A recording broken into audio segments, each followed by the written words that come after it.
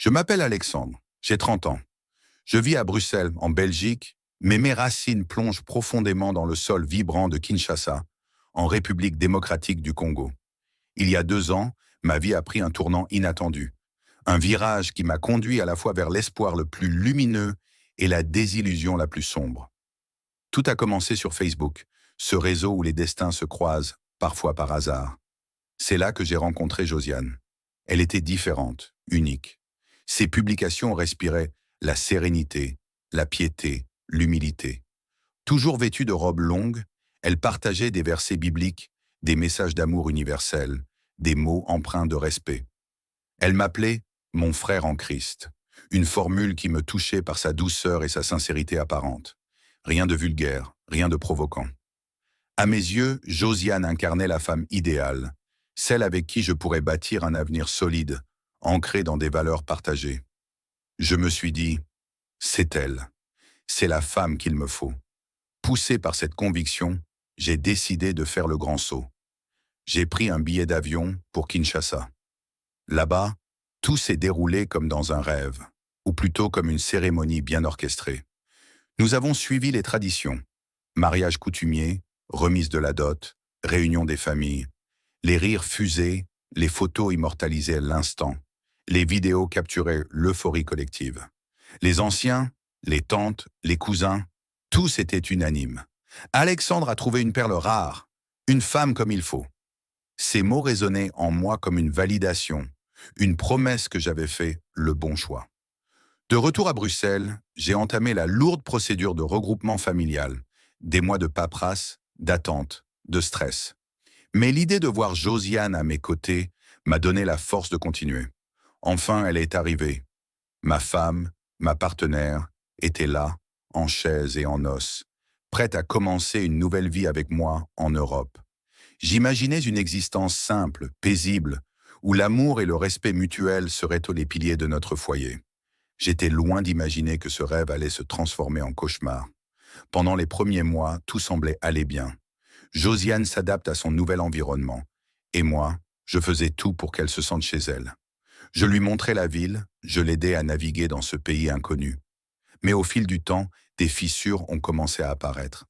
Rien de flagrant au début, juste des détails. Un regard plus lointain, un silence un peu trop long, une absence de chaleur dans ses gestes. Je mettais ça sur le compte de l'adaptation du choc culturel.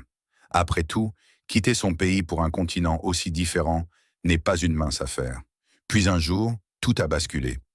C'était le jour où Josiane a reçu sa carte de séjour, valable 5 ans.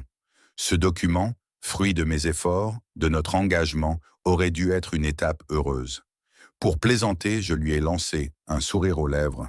« Alors, maintenant que tu as tes papiers, tu vas me quitter ?» Mon fils considère un changement. Elle a esquissé un sourire, mais pas celui auquel j'étais habitué. C'était un sourire froid, presque calculateur.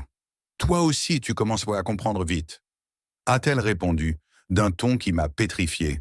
À partir de ce moment, Josiane n'était plus la même. La femme pieuse, humble et respectueuse que j'avais rencontrée sur Facebook s'était volatilisée, laissant place à une personne que je ne reconnaissais plus. Elle a arrêté de cuisiner. Les plats traditionnels qu'elle préparait autrefois avec soin ont disparu de la table. Le ménage, elle n'y touchait plus. La maison, autrefois un cocon que nous entretenions ensemble, devenait un champ de bataille où j'étais le seul à ramasser les morceaux. Ses absences se multipliaient. Elle sortait sans me prévenir, rentrait à des heures induites, parfois après minuit.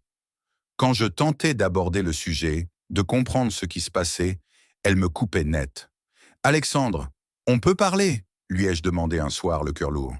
Sa réponse m'a cloué sur place. « Tu m'as fait venir ici, pas pour que je sois ta bonne.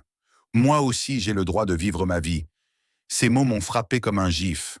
Était-ce vraiment la femme que j'avais épousée? La situation est un empire. Une nuit, j'ai tenté de me rapprocher d'elle, de retrouver un semblant d'intimité. Elle a repoussé mes avancées avec une brutalité verbale qui m'a laissé sans voix. Elle a attrapé son oreiller, l'a jeté par terre et m'a lancé. « Tu veux me toucher? Pourquoi faire? Tu crois que je suis venu en Europe pour jouer les femmes au foyer et réchauffer ton lit ?»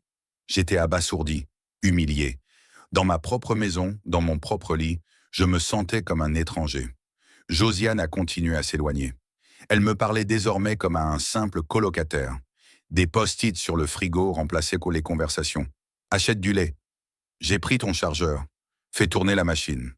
Pas un bonjour, pas un merci, pas une fois de chaleur. Et puis, il y a eu le changement d'apparence. Exil les robes longues et les tenues modestes. Josiane s'est mise à porter des mini-jupes, des ongles acryliques interminables, des perruques coûteuses. Elle fréquentait des copines libérées, comme elle les appelait, et passait ses soirées en boîte de nuit. Moi, je devenais transparent, relégué au second plan dans ma propre vie. Le coup de grâce est arrivé récemment. Josiane a demandé un logement social. Elle parle désormais de séparation de corps, de reprendre sa vie en main. Ces mots tournent en boucle dans ma tête. Reprendre sa vie en main? Mais quelle vie? Celle que je lui ai offerte en la faisant venir ici? Celle que nous étions censés construire ensemble? Je me pose 1000 questions. Ai-je été trop naïf? Ai-je trop donné? Trop aimé? Ai-je été aveuglé par mon désir de construire une famille, au point de ne pas voir les signes? Ou bien est-ce moi qui, sans le savoir, me suis piégé dans une illusion d'amour? Aujourd'hui, je suis perdu. J'ai tout fait dans les règles. Le mariage, la dot, la procédure légale. J'ai donné mon cœur, mon énergie, mes espoirs. Et pourtant, je me retrouve seul, face à une femme qui semble avoir tout planifié, qui a attendu le bon moment pour révéler son vrai visage. Est-ce la récompense d'un homme qui a voulu faire les choses correctement? Est-ce ma faute d'avoir cru en un amour pur et sincère? Ou est-ce simplement la dure réalité de la vie, où les intentions ne suffisent pas toujours à garantir le bonheur? Cette histoire n'est pas seulement le mien. Il résonne peut-être avec d'autres, ceux qui ont cru en un rêve, qui ont tout donné pour une promesse d'amour, seulement pour voir ce rêve s'effondrer. Je ne cherche pas la pitié, mais peut-être des réponses. Comment avancer quand la personne que vous aimez n'est plus celle que vous pensez connaître? Comment reconstruire quand tout ce que vous avez maintenu, bâti s'écroule? À la prochaine pour une autre confidence. Secret partagé.